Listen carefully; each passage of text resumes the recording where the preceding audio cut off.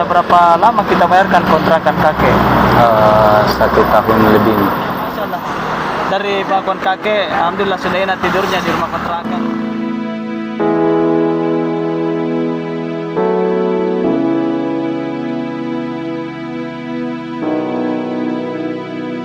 Cuma makan Indomie, tidak ada nasi, tidak pakai nasi, cuma makan Indomie.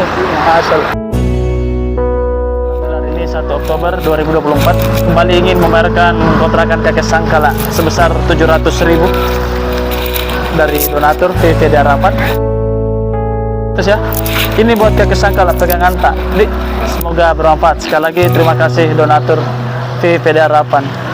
Assalamualaikum warahmatullahi wabarakatuh.